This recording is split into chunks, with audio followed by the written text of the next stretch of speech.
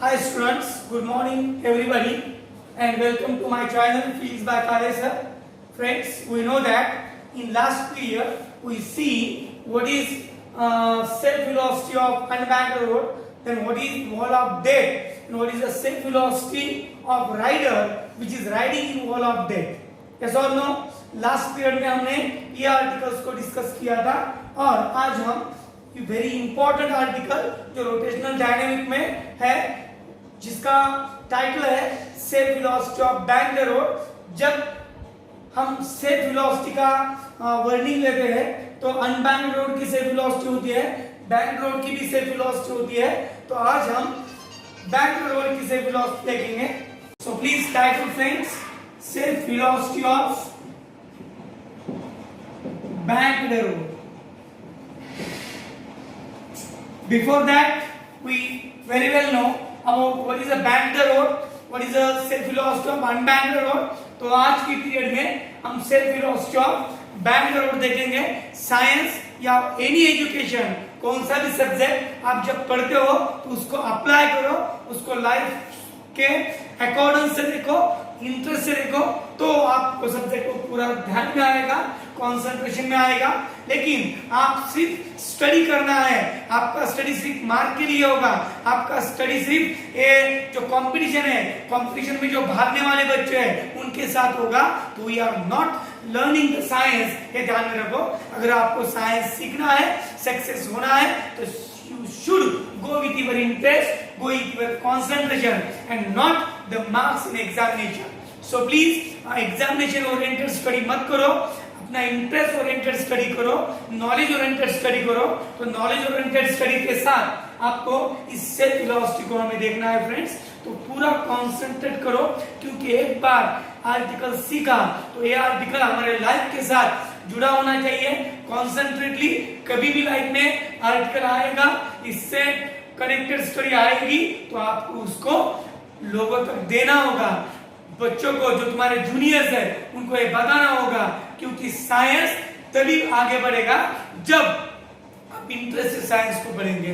तो banked road की self velocity के लिए एक पिक्चर यहाँ दिखा है, ये क्या एक इमेज आपको दिखाई है, इमेज को कंसंट्रेट करना है। लेकिन for the article we require the schematic diagram for that particular self velocity. तो एक टर्न है, शार्प टर्न, आपको मालूम है शार्प टर्न में ही बैंकिंग होती है। जब शार्प टर्न से हमें शार्प टर्न यानी सर्कुलर मोशन जैसा टर्न है, जब हम टर्न से व्हीकल को मूव करते हैं तब टर्न के स्टार्ट और एंड में जो पाथ होता है वो सर्कुलर मोशन होता है। यस और नो? इसी के साथ अभी ये जो रोड है, जो टर्न है, ये बैंक्ड टर्न है। बैंक्ड टर्न कैसे पता चलेगा? क्योंकि रोड की सरफेस ऐसे इंक्लाइन होगी हॉरिजॉन्टल लाइन से, यहाँ एक एंगल क्रिएट होगा, इसको हम एंगल ऑफ बैंकिंग बोलते हैं। So this is the banked turn which makes an angle theta with the imaginary horizontal line. It is a banked road surface, and on that particular banked road a vehicle is moving around that turn. इस turn से एक vehicle move हो रही है, please concentrate. तो इस vehicle का back view आपको थोड़ा सा क्रॉस दिखेगा, because this is the banked turn. जब टर्न बैंक्ड होता है तब ईच एंड एवरी व्हीकल आपको ऐसे फील होगी, क्योंकि रोड सरफेस थोड़ा इंक्लाइन होता है, उसकी हाइट होती है। तो please concentrate, this is the vehicle which is moving along A banked turn. ये जो टर्न है, इस टर्न का रोड का इनर एज और ये आउटर एज। पूरा कॉन्सेंट्रेट करो, इंपॉर्टेंट पॉइंट को लिख के लो, नोट करो, रिपीट में देखो, फिगर आपको समझ में आएगी। ये जो व्हीकल है, ये व्हीकल का कंसीडरेशन क्या है? Consider a vehicle which is moving along A banked turn off radius. इस रोड की रेडियस r है suppose. What is this r? r is the radius of curvature of that road. इस turn की radius of curvature r है। Please concentrate, r is the radius of curvature. इस r radius के turn से एक vehicle जिसका मास m है वो टर्न हो रही है विद सेल्फ वेलोसिटी v जो हमें निकालनी है। उसकी सेल्फ वेलोसिटी में हमने v कंसीडर की और उस व्हीकल का मास m है और ये व्हीकल अलोंग दैट टर्न हो रही है जिस टर्न की रेडियस r है। What is the importance concentration in figure? Please concentrate friends. तो जब ये vehicle turn होगी, at the time of turning that vehicle on the backward turn, three forces will act upon it. तीन forces पे act होते हैं. What is these three forces are? One of the most important forces, weight of that vehicle which is vertically downward. कौन सी भी body का wait की direction vertically downward की है अकॉर्डिंग टू ग्रेविटेशनल फोर्स, क्योंकि वेट यानी ग्रेविटेशनल फोर्स होता है फ्रेंड्स. तो प्लीज कंसंट्रेट. पहला फोर्स जो बॉडी पे एक्ट होगा, इस व्हीकल पे एक्ट होगा, ये व्हीकल का वेट जो वर्टिकली डाउनवर्ड है. यस और नो. दूसरा फोर्स जो रेडियली आउटवर्ड है वो है सेंट्रीफ्यूगल फोर्स. यस और नो. और ये तीसरा फोर्स है जिसको हम कहेंगे normal reaction. What is this normal reaction? This is the force which is normal to the road surface, which is normal to the road surface, called as normal reaction. ये अपना normal reaction नाम का तीसरा force है. तीन force act हो गए. weight of the vehicle vertically downward, centrifugal force radially outward, और normal reaction which is perpendicular or normal to road surface. इसके पहले जो हमने अनबैंड रोड की सेल्फ वेलोसिटी निकाली तभी भी ये नॉर्मल रिएक्शन थी, लेकिन ये रोड जो है वो इंक्लाइन है, बैंक्ड है, इसकी वजह से आपको ये नॉर्मल रिएक्शन पूरा वर्टिकली परपेंडिकुलर नहीं दिखेगा, एक क्रॉस में है. अभी ये जो तीन फोर्स है, सेंट्रीफ्यूगल फोर्स, वेट और नॉर्मल रिएक्शन, इसको म्यूचुअली बैलेंस करना है. तो ये जो नॉर्मल रिएक्शन है, जब गाड़ी टर्न होती है, out of these three forces normal reaction is resolve into two mutually perpendicular components. पूरा कंसंट्रेट करो फिगर पे फ्रेंड्स प्लीज. क्या हुआ? ये जो नॉर्मल रिएक्शन ये है, इसका रिजोल्यूशन हुआ दो कंपोनेंट में. एक component, this is the angle theta, geometrical method से आपको समझ में आएगा. ये थीटा है तो ये भी थीटा होगा, और थीटा का एडजेसेंट कंपोनेंट ये होता है n cos theta. n cos theta. What is this? n cos theta is one of the component of normal reaction. And दूसरा जो म्यूचुअली परपेंडिकुलर कंपोनेंट है ये है n sin theta. So please repeat the figure. एक vehicle है, एक vehicle turn हो रही है around the bank the turn, जिसका मास m है और उसकी सेल्फ वेलोसिटी v है. सेल्फ वेलोसिटी v से radius r, radius of curvature जिस रोड का r है, उस रोड से एक टर्न से ये व्हीकल टर्न हो रही है, और ये जो रोड है वो बैंक द टर्न. जब बैंक द टर्न से व्हीकल टर्न होगी तो three forces will act upon that vehicle. One is centrifugal force, second is weight of that vehicle, and third is normal reaction. In दोनों का direction, weight is vertically downward, centrifugal force is radially outward, and normal reaction is perpendicular to road surface. Out of these three forces, normal reaction is resolved into two mutually perpendicular components, n cos theta and n sin theta. Yes or no? These are the two mutually perpendicular components, n cos theta and n sin theta. अभी figure पूरा concentrate हुआ है. Is the centre of mass of that vehicle. अभी concentrate करो figure पे. और भी अभी ये जो n cos थीटा है और ये जो n sin थीटा है, ये these are the mutually perpendicular components of n. इनका क्या काम है? n cos theta balances the weight. n cos theta क्या करता है? n cos थीटा वेट को बैलेंस करता है, और n sin थीटा सेंट्रीफ्यूगल को बैलेंस करता है, यानी सेंट्रीपिटल का काम करता है. तो next point is what? The component n cos theta balances weight of the vehicle. तो मैथमेटिकल इलस्ट्रेशन मिलेगा n cos theta is equal to weight. Weight यानी mg. Therefore n cos theta is equal to mg. Equation 1 मिला आपको. बाद में next illustration क्या है कि जो सेकंड कंपोनेंट है n sin थीटा, वो सेंट्रीफ्यूगल को बैलेंस करता है, यानी वो सेंट्रीपिटल का काम करता है. तो सेंट्रीपिटल फोर्स का काम कौन कर रहा है यहाँ? n sin theta provides centripetal force. So centripetal force is equal to n sin theta. और हम थोड़ा इस तरह से लिखेंगे n sin theta is equal to centripetal force. Yes or no? Because n sin theta is radially inward, तो ये किसका काम करेगा? सेंट्रीपिटल फोर्स का. सर्कुलर मोशन में जो फोर्स रेडियली इनवर्ड होता है वो सेंट्रीफ्यूगल फोर्स प्रोवाइड करता है, n sin theta is the centrifugal force. लेकिन सेंट्रीफ्यूगल फोर्स का बेसिक फॉर्मूला सबको मालूम है? Anyone can tell me? mv square upon r। आप कमेंट बॉक्स में आंसर लिखना है, n sin थीटा यानी सेंट्रीफ्यूगल फोर्स यानी mv स्क्वायर अपॉन r। इसमें यह mass of that vehicle, v velocity of that vehicle which is to be determined, and r is the radius of curvature of that road। इस road का जो radius है इसको बोलते हैं हम r, रेडियस ऑफ कर्वेचर। तो n sin theta mv square upon r, ये सेकंड इक्वेशन मिला। अभी मैथमेटिकल कैलकुलेशन है। नाउ डिवाइड, नाउ लिखे divide equation 2 by equation 1।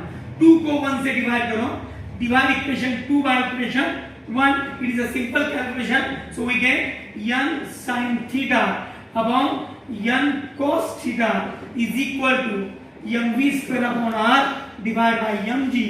m gets cancel, n gets cancel, sin theta upon cos theta very well known to us, सबको मालूम है 10वीं से सबसे छोटा सबसे इंटरेस्टिंग फॉर्मूला था। बच्चा अगर बैठे हैं क्लास में, ज्योमेट्री का क्लास चल रहा है, ट्रिगोनोमेट्री का, तो सबसे लूज स्टूडेंट इसका आंसर देता है sir please sin theta upon cos theta, tan theta is very much important. tan theta step m v square upon r, v square upon r। What is this? This is the suppose equation 3, it is a important step in that article, so it is not a formula for angle of bend or self velocity, but it is a important step for self velocity। next step, so tan theta is equal to v square upon rg, तो v का formula मिलेगा v square is equal to rg tan theta, therefore v is equal to under root rg tan theta। this is the self velocity limit of bank road. जब bank road से vehicle move होगी, bank road से turn होगी, तो maximum safety limit under r g tan theta है। Actually इतने speed से गाड़ी चलती नहीं, लेकिन ये मैक्सिमम सेल्फ वेलोसिटी लिमिट है, इससे ज्यादा इसके साथ ही हम कभी भी व्हीकल इतने ज्यादा स्पीड से नहीं चला सकते, बहुत ज्यादा स्पीड होती है। फिर भी एक लिमिट बोल के निकाला हमने कि self velocity limit, the maximum self velocity limit is under rg tan theta। इसमें r radius of curvature of road, g acceleration due to gravity, and theta is angle of banking। Friends, जब हमने unbanked road की self velocity निकाली थी, उसमें concentrate करो, please repeat the period mu rg, ऐसे कुछ तो फॉर्मूला था mu s rg। Mu s ये जो कोएफिशिएंट ऑफ फ्रिक्शन होता है और रोड के कंडीशन पे डिपेंड होता है, यानी self velocity of unbanked road ये म्यू पे डिपेंड है, यानी रोड के कंडीशन में डिपेंड है। तो रोड की कंडीशन अगर वेट होगी, रोड पे पानी है, रेनी सीजन है, या रोड विंटर सीजन में पूरा सब पैक होगा है, कॉन्ट्रैक्ट होगा है, क्योंकि रेनी सीजन में जब पानी गिरता है तो due to the water, due to the wetting of that road आपका फ्रिक्शन कम होता है, तब म्यू कम हुआ तो सेल्फ वेलोसिटी लिमिट भी कम होगी। इन समर सीजन जो उसमें ऑयल होता है, जिसको हम कोल बोलते हैं, कोल का एक डिफरेंट टाइप होता है, इस रोड पे पूरा उसका लेयर होता है, तो वो भी मेल्ट होके ऑयली रोड बनता है, और ऑयली रोड बनने के बाद भी कोएफिशिएंट ऑफ फ्रिक्शन कम होके वी की लिमिट कम हो सकती है। यानी अनबैंक्ड रोड की सेल्फ वेलोसिटी लिमिट जिस म्यू पे डिपेंड है, ये म्यू वेरिएबल है और ये नेगेटिव पॉइंट है, तो unbanked road is not possible for all of us. Unbanked road से पॉसिबल नहीं होता विदाउट एक्शन हाई स्पीड से जाना, तो it is a negative। so positive thinking is that in self velocity of banked road there is no any mu नहीं है, यानी friction नहीं है, कोएफिशिएंट ऑफ फ्रिक्शन नहीं है, यानी रोड की कंडीशन में ये सेल्फ वेलोसिटी डिपेंड्स नहीं है। it is a most important conclusion, self velocity limit of for banked road is independent of coefficient of friction and road condition। इसके बाद और एक आर्टिकल आ सकता है क्वेश्चन में आपके कि एंगल ऑफ बैंकिंग का एक्सप्रेशन निकालो, तो इसी में एंगल ऑफ बैंकिंग आपको मिलेगा। तो एंगल ऑफ बैंकिंग के लिए फिर हमें रिपीट थी इक्वेशन पे जाना होगा, तो बाय इक्वेशन 3 हम यहां लिखें। So friends, after the self velocity we have to go towards equation 3 to deduce the formula for angle of banking. तो इक्वेशन 3 जो हमने एक इंपॉर्टेंट स्टेप बोल के बॉक्स करके लिखा, इस इक्वेशन को क्यों लिखा था? क्योंकि इसी इक्वेशन से हमें v मिला और इसी इक्वेशन से हमें थीटा मिलेगा। तो after self velocity we have reduced the formula for angle of banking. So now again by equation 3 we can write theta is equal to tan inverse of v square upon rg. What is this? Theta is nothing but the angle of banking, and this is the formula for angle of banking of bank road. In that particular formula we can see that particular angle of banking depends upon self velocity limit v, radius of curvature of that bank road r, and acceleration due to gravity. इन दोनों फॉर्मूले को देखो पूरा concentrate से। हमने दो articles, दो expressions एक ही एक्सप्रेशन में निकाले। एग्जाम में एंगल ऑफ बैंकिंग आया तभी यही वर्किंग रहेगी, सेल्फ वेलोसिटी आई तभी वही वर्किंग रहेगी। तो what is the formula? Safe velocity of bank road under root r g tan theta, safe velocity of unbank road angle of banking for bank road tan inverse of v square upon r जी।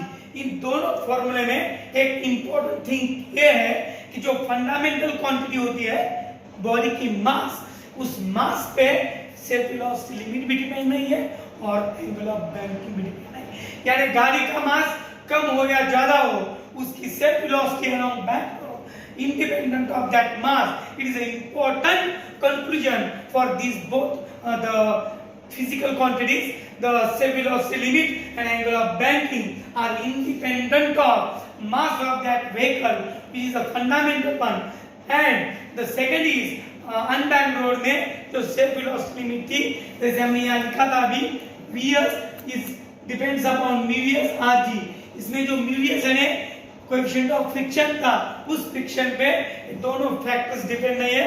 यानी self velocity limit and banking are independent of coefficient of friction यानी road की condition. Road summer में oily होता है, winter में contract होता है, rainy season में वेट होता है, और उसकी वजह से season two season, point two point same road की कंडीशन चेंज होती रहती है, और उसके साथ म्यू चेंज होता है और वी चेंज होता है। It is a negative point for unbanked road. So banked road में क्या पॉजिटिव हुआ? तो म्यूएस का इंट्रोडक्शन ही नहीं, इसमें कहीं भी आपको म्यू नहीं दिखेगा। इसका मतलब कि दोनों फैक्टर्स म्यू पे यानी रोड कंडीशन में डिपेंड्स नहीं है। तो बच्चों मुझे कॉन्फिडेंस है ये जो आर्टिकल है आज का एंगल ऑफ बैंकिंग और self velocity limit for bank road आपको समझ में आया होगा। अगर नहीं आया तो कमेंट बॉक्स में जो मिसअंडरस्टैंडिंग है वो लिखो। Confidently each and every article को देखो, ईच एंड एवरी स्टेप को देखो, लेकिन उस स्टेप को सिर्फ एग्जामिनेशन के ओरिएंटेशन में मत देखो। Exam only is the step of your knowledge. Exam आपका नॉलेज चेक करती है उस स्टेप का, लेकिन एजुकेशन का पूरा एम है नॉलेज बढ़ना चाहिए, और नॉलेज वही होता है जिसको कोई लिमिट नहीं होती, जिसको कोई मर्यादा नहीं होती। तो नॉलेज को बढ़ाओ, नॉलेज के लिए सीखो, नॉलेज के लिए पढ़ो, नहीं तो एग्जामिनेशन ओरिएंटेड पढ़ोगे तो इस कंपटीशन के दौर में आप कहीं तो भी खो जाओगे। तो it is most important factor is that your study, your learning, your burning, each and everything is for knowledge only. अगर आपके पास नॉलेज होगा तो सक्सेस आपके पास ऑटोमेटिकली आएगी, मार्क्स ऑटोमेटिकली आपको गिरेंगे। आपको हर टाइम मैं 3 इडियट्स का एग्जांपल तो देता हूं कि 3 इडियट्स में जो आमिर खान ने किया वो आपको करना है कि आपको इंटरेस्ट को ढूंढना है, आपके इंटरेस्ट के ऊपर आपको काम करना है। और उसमें आपने देखा होगा कि जब इंटरेस्ट से आदमी पढ़ता है तो ऑटोमेटिकली उसके मार्क्स भी ज्यादा होते हैं, अव्वल नंबर आता है।